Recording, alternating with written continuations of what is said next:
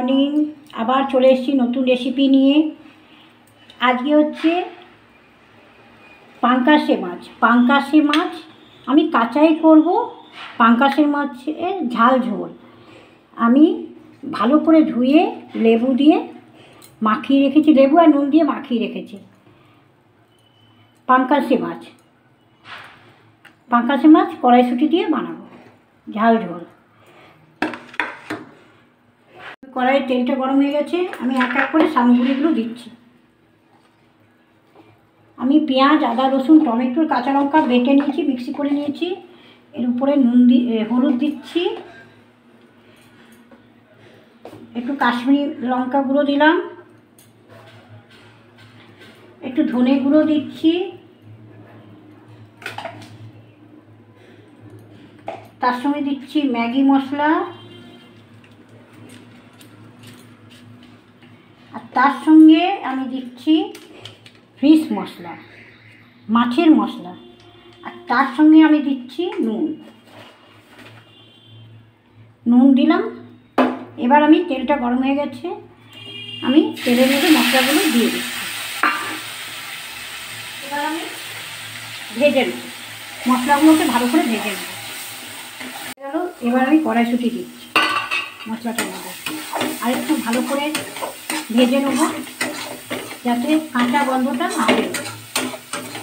পাঙ্কাশি মাছের ঝাল ঝোল আমি ভাজা হয়ে গেছে, আমি এবার জল দিচ্ছি। এই দেখুন জল দিই, এবার ঢাকনাটা দিয়ে দিলাম। আর একটু ফুলে নিয়ে কাঁচা লঙ্কা দিচ্ছি, দিয়ে 20 মিনিট ফুলবে। এবার মাছগুলো সব ঝোলের মধ্যে দিয়ে দিচ্ছি। পাঙ্কাশি মাছের কড়াইশুঁটি দিয়ে ঝাল ঝোল,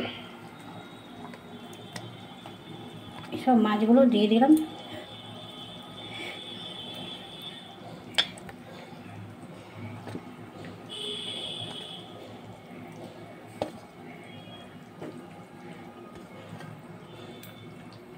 আমি একটু নড়িয়ে নিচ্ছি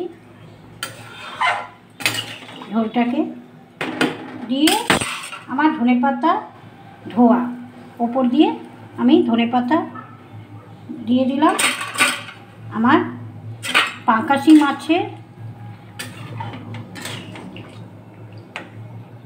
একটু বয়েল হবে ঝোলটা, আর মাছটা একটু সিদ্ধ হবে।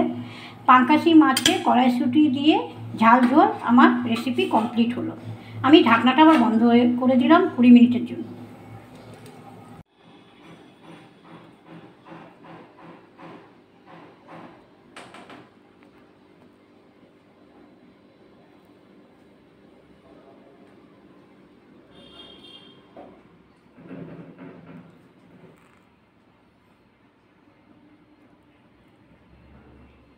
কাঁচা পাকাশি মাছের কড়াইশুঁটি দিয়ে ঝাল ঝোল, খুব সুন্দর একটা টেস্টি স্পাইসি ফিশ কারি।